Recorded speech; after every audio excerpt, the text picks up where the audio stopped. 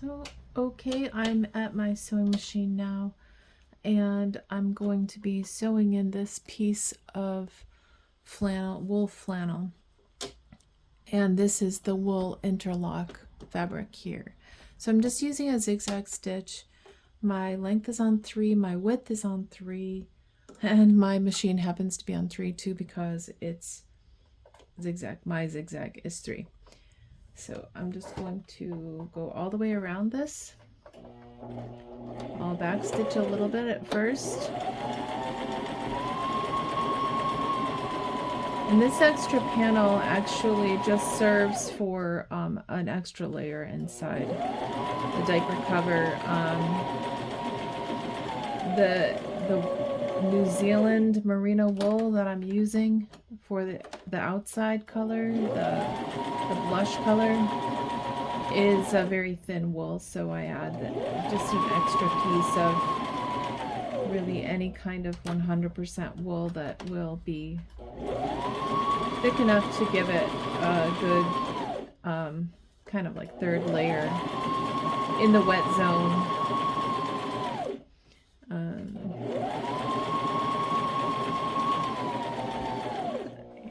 this is not cut specifically to be like a very neat looking rectangle.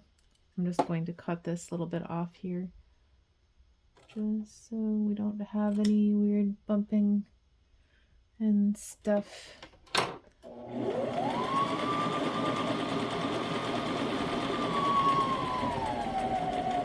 Alright, there's that.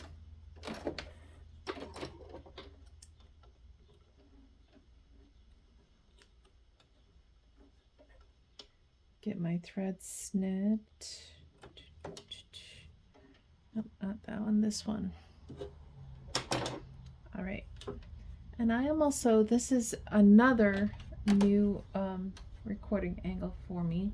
I'm using a different wall mount camera. So if this doesn't work that well, please let me know in the comments. I'm really trying to kind of like zero in my recording style, platform, everything.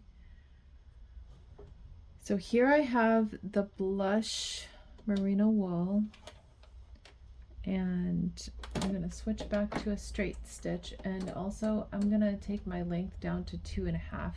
I just feel like the length for, especially around the in the elastic parts around the legs and in the waist and stuff, the 2.5 works a little bit better for me. So you have to determine what stitch length your machine gives you the best results. So I just start an inch away from the edge. I backstitch a little bit first, and then I keep with a straight stitch. I'm just checking to make sure that I've got that caught, the underside, so that you make sure everything is lined up. Okay, so now I'm going to stop and switch to my elastic, and I switch to a zigzag stitch again. And I just take that clear elastic. The brand that I usually use is called Lastin, and it's found, you can find it on Amazon. I'll put a link in the description.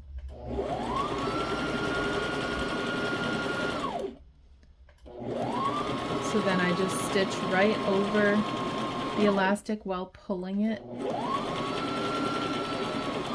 So, and if your baby has more like chunky legs, you may want to do less elastic or not pull it as tight.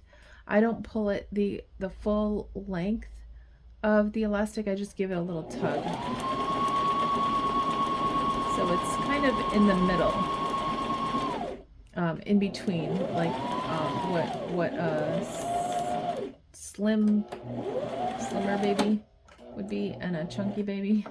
I just try to make it average, and Obviously, that doesn't mean that every size is going to fit, like, say, a size 2, which I'm sewing right now, wouldn't necessarily fit a really chunky 6-month-old, but it might fit a more trim 6-month-old. And some parents say that they fit, you know, longer than 6 months. So it's, you know, it's all based on your baby's shape and size, not necessarily even weight or age. Definitely not age. It's more about the baby's shape. So I'm grabbing the elastic again. If you didn't catch that, I went around the corner just for about an inch or so, maybe a little bit less than an inch, just to make that corner so that I can put my snap there later. And then I'm taking the elastic again. I back stitched first and then switch to zigzag and going right over the elastic. This is the back waist of the diaper cover, so it's got more elastic in it than the front waist, and I'll show you the front waist once we get to that. Let's see. And as you can see, I don't use pins or clips or anything, which is not, you know, you can, whatever your preference is. If you prefer to use clips to keep everything aligned, then go right ahead. This is just how I do it. So back to a straight stitch. I cut off the elastic, and then I'm going to, I sew about an inch or so, and then turn my corner. This fabric is wrinkly here, so I'm just making sure I've got to grab both layers that I'm sewing through, and then I just take this one side and compare it to the other side to line up where I need to sew to. So I'm going to sew to my thumbnail, and then I'm going to, with the needle up, switch to zigzag again and grab my elastic again, and this is for the second leg elastic. So I just take that, put that under there. Again, the needle is up so that I can get that way under there, and then I go forward and then backwards a little bit so that I make sure that I'm catching that elastic so that I can pull on it.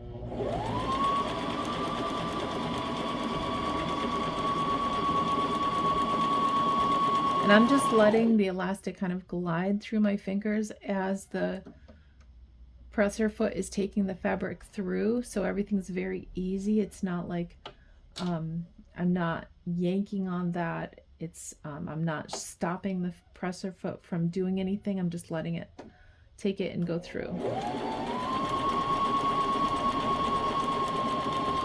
And then once I get to the certain point, it's gonna just naturally, because I'm not holding this really tightly, it's naturally just sliding along.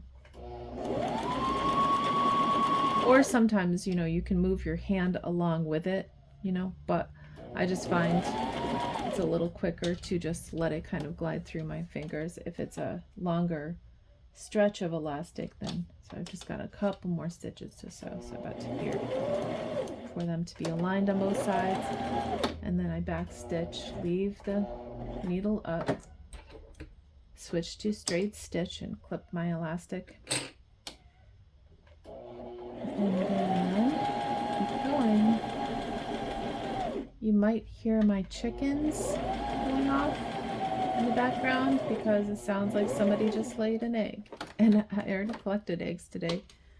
I only got 3, so that makes sense.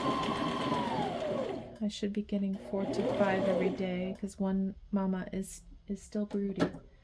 I started her off on another clutch of eggs because she was just sitting on no eggs at all, and I thought, well, I guess I'll just put some eggs under her, and I put 3 at first, the end of the first day, basically. So, and then the next day I added 1 more. Okay, so then there you saw, as I was talking about chickens, I added my front waist elastic, which is shorter. It's a shorter bit of elastic. So then I just zigzag stitch to the same spot where I started the elastic, which is about I don't know, 2.5 inches maybe. So I'll stitch to the same one, same length, and then back stitch, and then I'm going to cut my elastic and make sure my needle is up, and then cut my threads.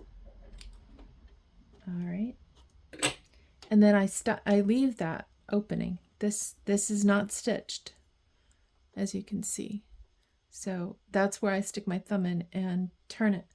But before I do that, I want to clip all the corners, so I'm just clipping them. Take my corner and I'm just clipping it, the corner off, so it's like that. If you want, you can clip the edge, like, you know, trim down the edges if you have a big edge and you're working with thick fabric, because that's going to help you a lot when you attach your snaps or whatever closure you're using.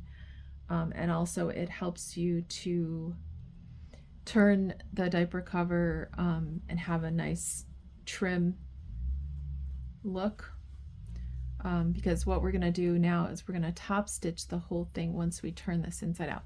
So I'm turning it inside out, put my thumb all the way through, and I'm just poking it through with my finger, the first corner that I grabbed, whatever corner that is. I usually grab the same corner, and so then I pull that through, and everything else just kind of follows. And whatever doesn't, like this part, you know, I don't have a corner there, so I know it's in there. I'm gonna just reach in and kind of like poke that through. Make sure that you get all of your corners turned nicely so that you can top stitch and it looks neat. And like I said, it also makes it more trim fitting, which is important for babies because it seems like cloth diapers are a lot more material than a disposable diaper, just so that you can get the absorbency that you need. And if you have a toddler that's learning to walk, you don't want a lot of bulk on them. So there's the diaper cover all turned. And so I'm just going to start in this corner right here. But I need to first switch out my thread. I'm gonna get a, let's see, I just want to hold that there. I'm gonna get a pink thread to match. Let's see, does this one, nope, that's a little too pink, I feel like. This is only the second, yep, I think that this is only the second diaper cover in this blush that I've made, and this one suits that really well. I feel like it's a little bit more peachy. So it's Gutermann's color 352 that matches. And I usually use either Gutermann thread or Hobby Lobby thread, but feel free to use whatever thread you want. I just would suggest that you use a polyester thread, or I mean, you know, you could go with nylon if you want to, but most thread is polyester. And you don't want cotton, you don't want anything that's absorbent, because that will hold on to the urine smells in the diaper cover. And diaper covers, wool diaper covers, are made so that you don't need to wash them every time they get wet. If they are damp, then you can just hang them to dry, and the lanolin inside the wool actually kills any bacteria and cleans the diaper cover. So that's why lanolin is important for wool covers. And the lanolin lasts for a long time in the diaper covers, obviously depending on how often you wash them and use them. So some people may have to re-lanolize every week, and some people may be able to go like a week or two even without lanolizing. That's not saying not without washing, because washing, you're going to want to wash it whenever it starts to smell bad or gets stiff, or basically just whenever you feel like it. And, or, you know, if it got soiled, obviously. But you do not have to wash it every single time you feel dampness, because that lanolin will clean the wool and it should not have any smell or anything remaining in it once it dries. Like I said, if you find that it does, then you would want to actually wash it, and the more you wash it, the more you will have to lanolize the wool. So the more you wash your diaper cover, the more often you will have to lanolize. You don't have to lanolize every time you wash, but it's a good idea, say if you've washed your cover maybe 3 or 4 times, it might be a good idea to lanolize after that, depending again with how often you use it. So now I'm at the top stitching part, right? We switched out a thread. I went on a tangent. Now I'm going to make my stitch length the 4, so it's basically my longest stitch on my machine. And now I'm going to just straight stitch this corner right along the edge. I'm right along the edge here. I don't even know, it's not even, it's more like 1/8 of an inch, not 1/4 of an inch even. I would say 1/4 of an inch, just to, you know, because with some fabrics you can get away with 1/8 of an inch, but with some fabrics they're thicker and it would be more like 1/4 of an inch. And then when I get to the elastic, okay, important. Let me take a sip of my tea. Sorry, I have not drank very much water or tea today, so my throat is just dry. So once I get to the elastic, any elastic areas, I'm going to, with this fabric only, because it's thin enough to do this, I'm top stitching, but not over the elastic areas where I previously sewed my zigzag stitch. So that would be right here, but then the elastic is, you know, 1/4 of an inch wide. And so I want to leave it so that this remains very elastic and snug. So I'm going to go in a little bit. So I'm curving my stitch in a little bit more, and then zigzagging along the elastic and then curving back in. Let me show you. So I not zigzag, straight stitch over the elastic areas, but not through the elastic. Now, and I'm stretching it while I'm doing that. Now at this point, I'm back to the area where it's a little bit of elastic here, and then it's no elastic. So I'm going to just curve in just like that. And I try not to pull on the diaper cover in the areas where it's not elastic, okay, because it will stretch the material, because it's knit. This particular fabric is a knit, so it will stretch it, and then it might become misshapen. Oh, and I ran out of my bobbin thread. Let me I will replace my bobbin. So this is a good time to show you how to do that, in case you don't know. Gonna just snip that little thread on the back. Okay, so I usually keep, please God, let me have done that. Yes, I have an extra bobbin already. I usually keep like 3 bobbins full of my ivory thread, which is this, and a cone, and I keep it behind my machine on a stand, like a cone stand. Now this is another, every time I replace my bobbin, I always take a little paintbrush and I just kind of like get the fibers out of there. I just kind of clean it a little bit, because that helps to keep your machine clean. And I think I'm actually due to clean my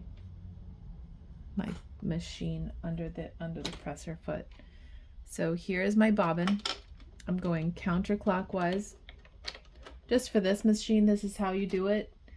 until I hit the little lip there, and then I hold the bobbin, and then I go back under that lip, go backwards, and then I slide the thread into this little groove here, and then pull it so that it cuts it, and then put my little, whatever this is called, a cap or something like that, back on. And then I'm gonna get back where okay, so it was like right at the end of the elastic. Maybe I should have taken a peek at that point, but I wasn't even thinking about it. So I'm gonna go over a couple of stitches that I had already made, just to make sure, to make sure that I've got all of the stitches there. So I'm gonna stretch it a little bit, and I'll show you this again. So I go back to my like 1/8 of an inch seam allowance or so. That takes a little bit of practice, so don't worry if you don't have 1/8 of an inch. If you end up with 1/4 of an inch, that's perfectly fine. Because sewing, if you're new to sewing, it's very easy. If you're doing a very close stitch to your edge, it's very easy to just go off, you know, off of the fabric, and you don't want to do that either. So you'd be better off with 1/4 of an inch seam allowance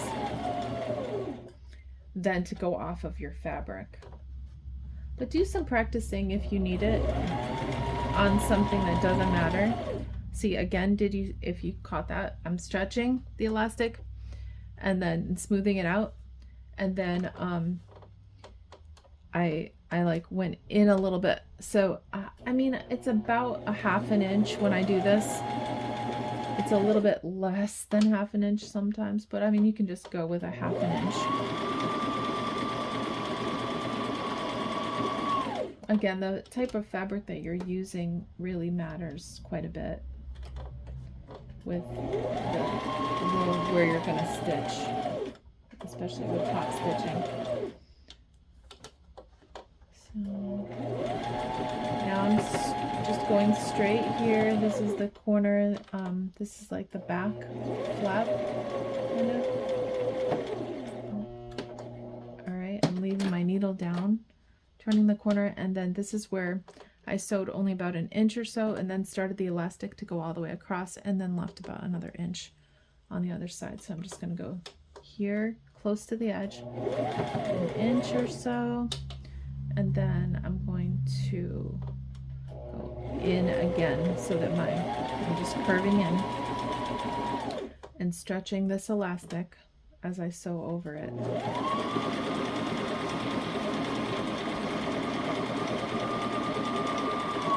And please let me know in the comments if you're a grandma that's sewing for your grandkids, if you're a mom or a dad or an aunt. I've sewn diaper covers for a lot of my nephews, for my grandkids, some of them.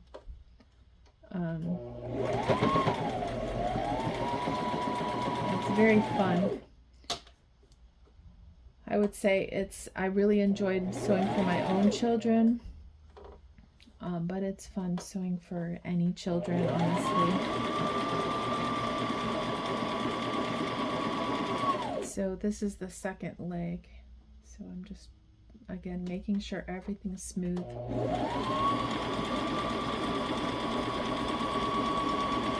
We're almost done.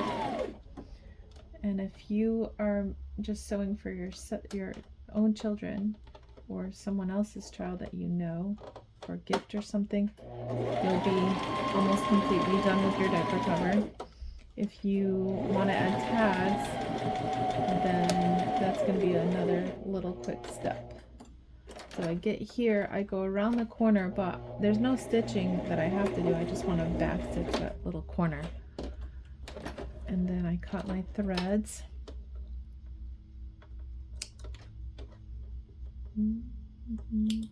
It's definitely nice to have a machine that will cut your threads for you.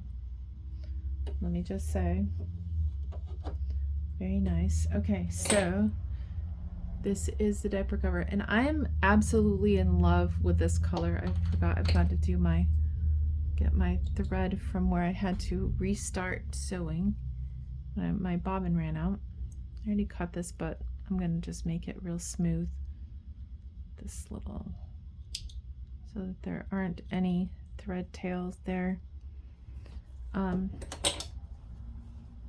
And so that, yeah, this color is just absolutely amazing. It's got like just a little touch of like a peachy color. It's called blush. So then what I do is I take the back, and I know this is the back because it's got all this elastic back here, and I fold it in half lengthwise like this, put the two corners together, and I find my middle. And then let me grab my tags. So I have my ancient friend tag, and I'm just putting it right in the middle. Make sure that that's about even. And I'm gonna let the machine hold this for me, kinda. Let me see. I need to get my size tag. So we have a size 2. So these, I usually get these on Etsy, but Wonder Label also probably makes them. I haven't actually ever ordered size tags from Wonder Label, but I have ordered logo tags from them, and they are excellent. That's an excellent company, and I do have a link to that in the description as well. Oh, now I'm gonna set the machine on the size 3 for stitch length and back stitch a little bit, and then I'm gonna put my size tag underneath the logo tag.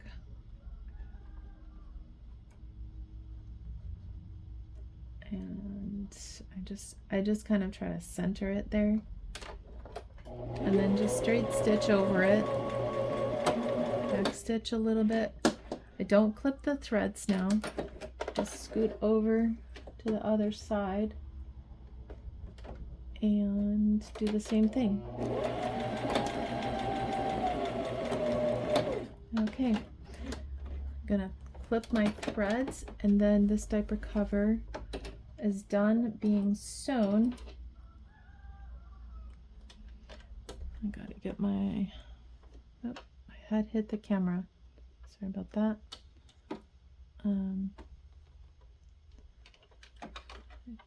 I think I've got one more there.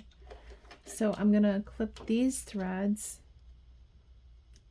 and then we're done with the sewing, and then I can put my snaps on. So I'm back over at my cutting table, and I also use this table to put my snaps on. So here is the diaper cover, in case you didn't really see it all before. The cute little tags, and this is the inside. So I always start with my stud die that has kind of like an indentation for the stud. It's not really coming in clear. There we go. There we go. It's clear. That's the stud. So I take the stud, stick that into the stud die, and then I take the stud die and put it into, there's a little hole at the top here of the press, and then there's a screw that you just hand tighten on the other side. This one is the socket die. So this has a little, it's like a belly button, like an Audi belly button. And that allows the socket, because the socket's kind of bowl shaped, to go into that. So, but first I'm going to start with the stud, which I have one in here now, and these are the caps. Again, oh, yep, I got it. Okay, so the cap is very sharp on the end. I mean, not super sharp, I can touch it, no big deal. So what I do is I take the back of the diaper cover, and I find the top corner. I take my cap and I just poke it through and make a hole through the other side. Okay? I don't know if that's clear. It's very hard to see that, yeah. But the cap, or the what is that called? The thing, the pokey sharp thing is sticking out of the fabric. Okay, so then I take this and I set it on, there's like a little plate at the bottom of the snap press, and I just hold it there and then put my hand on here, and this just pushes it down, and then I push really hard, and then it flattens that piece into the stud. So I'm going to do that 3 more times. And what I do is I generally have about 3 inches between snaps. So again, this is something that you can customize to your baby, where you want the snaps. If you install them closer to the elastic, it's going to give you a smaller leg opening, where if you have them further away, it's going to give you a larger leg opening. So that will help you determine where you want to put your snaps. Totally up to you, and also how many you want. That will be up to you as well. So I just load the studs and I grab the caps and just poke the holes through with the cap. Again, why I don't know why I can't think of the word. But it's sharp and it goes through these 2 layers of fabric fairly easily. But you also can take something sharp and make a hole in your fabric if you want to do it that way. They actually have dies as well that allow you to make a hole for your snaps to go through. I just find that my fabric is soft enough that I don't need to make a separate hole specifically. So this is the last stud. So all of them are in now. See if, yep, that shows up fine. Yeah, so there's the stud side and then the cap side on the outside. So now I need to change my die, and I'll change it to the socket die. And then grab a socket and just stick it up in there, and it holds onto it. You don't have to do anything else. You just push it up in there and it holds it. I grab a cap again, and now I'm going to the front of the diaper cover, and I'm going to put the cap right in the corner here, and so I poke it through from the back side. So that's the inside layer, and that's a natural interlock, by the way. It's undyed interlock. I didn't really talk much about that fabric at all, but it's a little thicker knit, and it's stretchy both ways, so very stretchy fabric. Now I place my, did I load it? Yep, got one in there. So I place my first socket in the corner, then I go over about an inch, not an inch where there's like an inch in between, but like where the hole is going to be an inch away from the other hole. I mean, approximately. You just make up your mind where you want your snaps.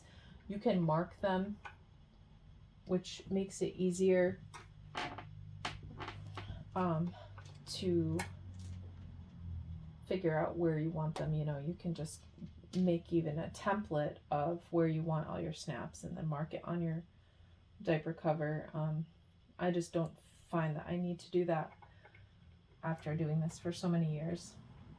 So how I do it is I do 3 across the top like this, and then I drop down here and I do another 3. So it's like 3 sets on each side. Did I load? Nope. So I need some more caps. And this color is D300 from camsnaps.com. I do not get paid by them for anything. There's no affiliate link or anything, so it's camsnaps.com. But these are the best snaps that I have found in my 25 years of doing this. So I just estimate where my snap needs to be on the hip portion by comparing it to where I put the studs, just to make sure they're all going to line up right. And then I just, usually the first one is close to the edge, and then I just, these ones I put right next to each other, because these are for the legs, and usually you want a pretty snug leg.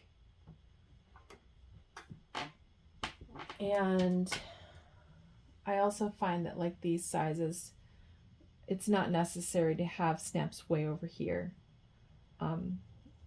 You're going to want them further out on the leg because of the way the diaper cover is shaped. So I just put them right next to each other. Did I load it? Nope.